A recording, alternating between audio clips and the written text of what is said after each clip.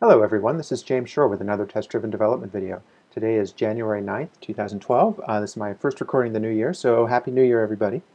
When we left off, we were looking at the save file class, getting started on persistence, and that's where I want to pick up now. I do want to make a quick note though. In my last episode I asked about whether or not JUnit would instantiate a new instance of the class every time it ran a test, and I thought the answer used to be no, but Maycalls and Esco both responded to that and let me know I was wrong.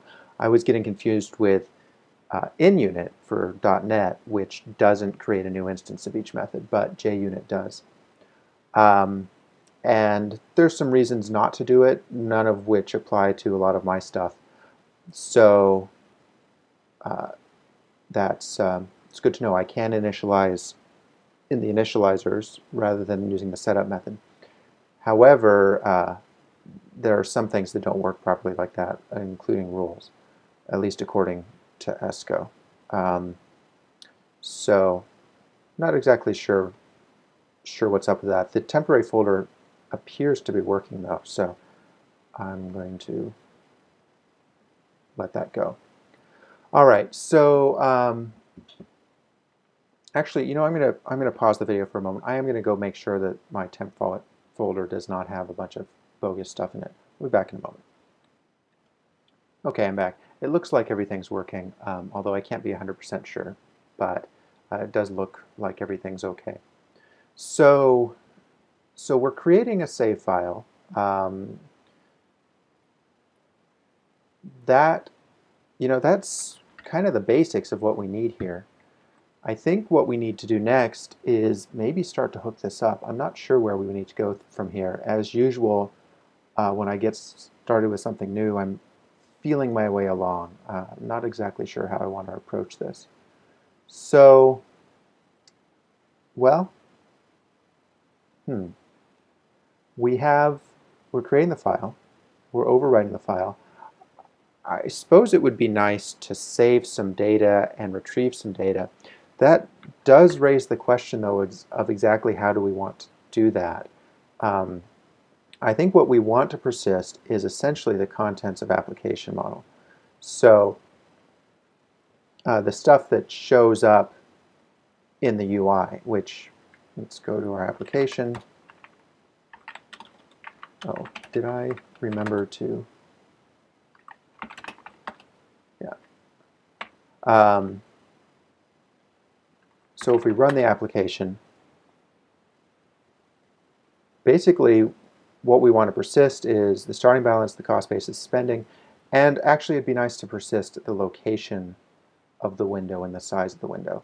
Although typically I think that's more on a per application basis than a per save file basis, although I'm not 100% sure on that. So yeah, setting aside whether or not we persist the location and size of the window, we definitely need to persist these pieces of data. And those pieces of data are recorded in here. So I'm inclined to want to use a pattern that I used way back in 2001 when I was working on my first extreme programming project, which actually started in 2000.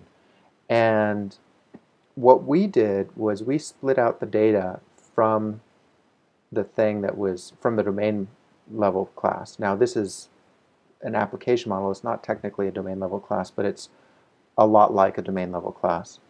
What we did there is we split out the data into a persistence class, and then we had the persistence class persist itself and also be responsible for restoring its data. And that worked out really well after, that was the results of many months of incremental design and slowly figuring out new ways of doing things. That worked really well because we didn't have to, when we got the data out of the storage, which was an Oracle database, we didn't have to poke it back into the business class, which yields encapsulation issues. So maybe that's what we need to do. But to start with, let's just persist these values. We need to persist the, so I'm going to take some notes here. You won't be able to see it, but we need to persist starting balance and starting cost basis and yearly spending.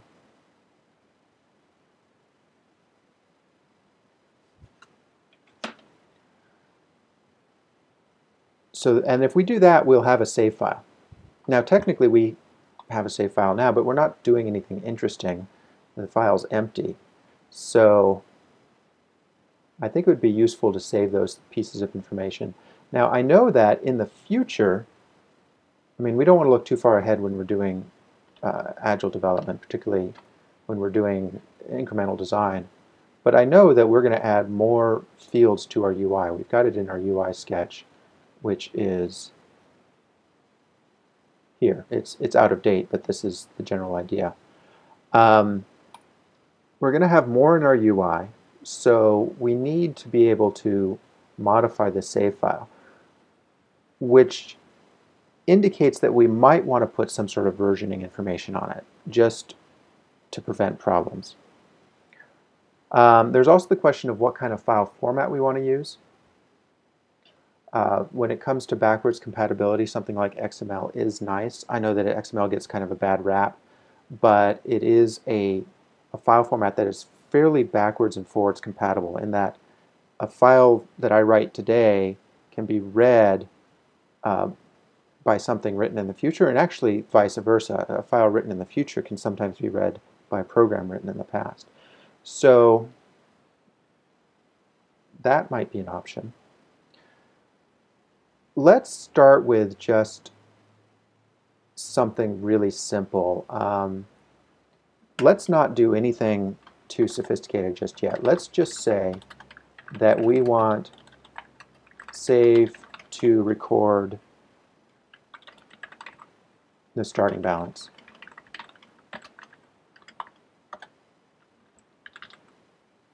Which means that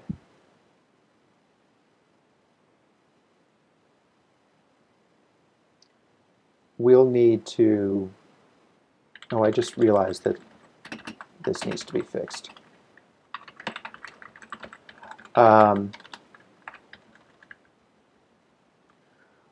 We'll need to, I guess, do something like this. We'll need to say savefile.save, and then we'll pass in the starting balance. And then we'll need to load the file, or look. We're going to want to assert that the file contents are equal to something like 10,000.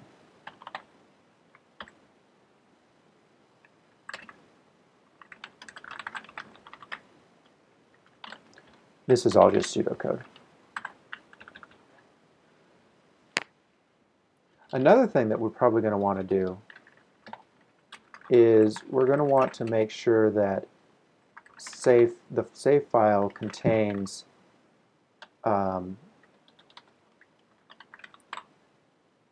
we want it to write out a version marker or a fingerprint. This way, when we load the file, we can check to see that it's what we think it is.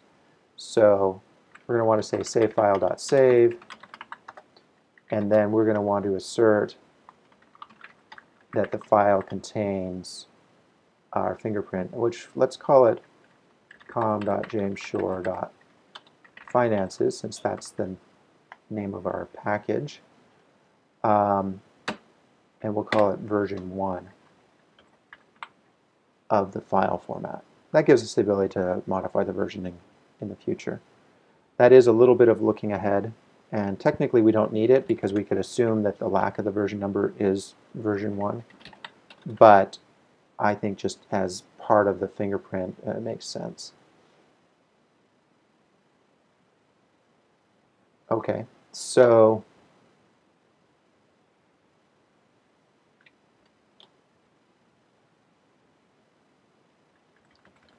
There's that. In fact, let's make it a comma delimited. So we need to do that.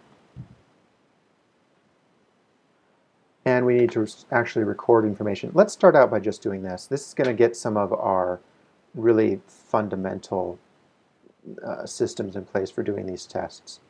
So we want to say that that's going to equal the save file contents.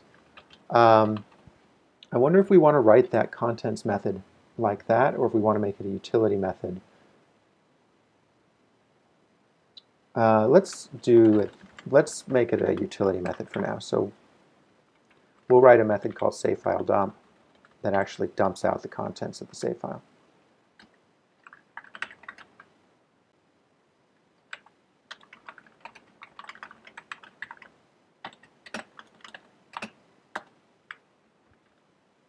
And in fact,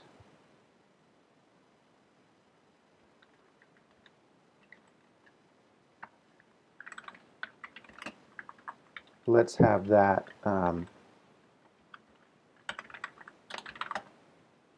do it that way.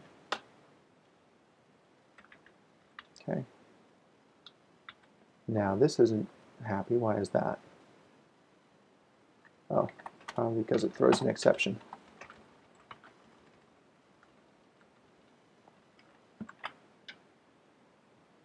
Okay, this is going to fail utterly, and it's all fake. Expected that, but was empty. Okay.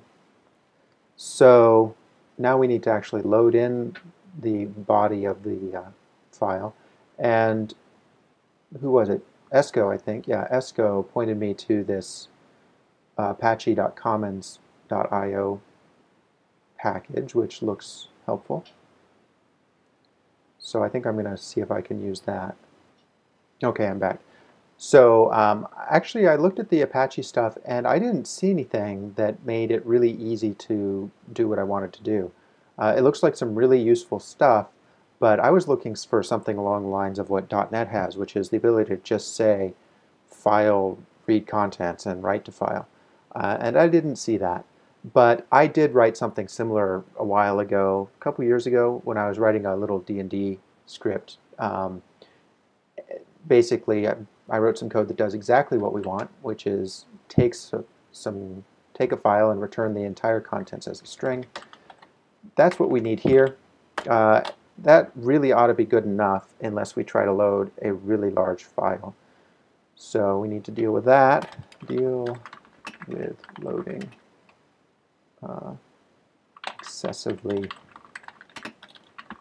large file. That would probably cause this to crash right now. Let's see.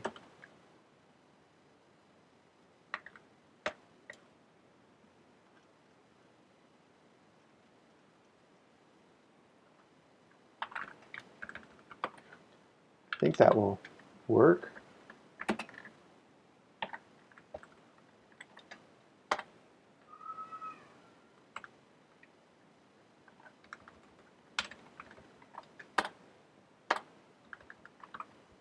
Okay. There we go. Just a really simple load everything up into a string type of situation.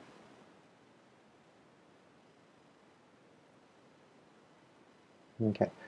I do have tests on this in my little D&D program, but I don't think I'm going to pull those over yet. I'm not looking at doing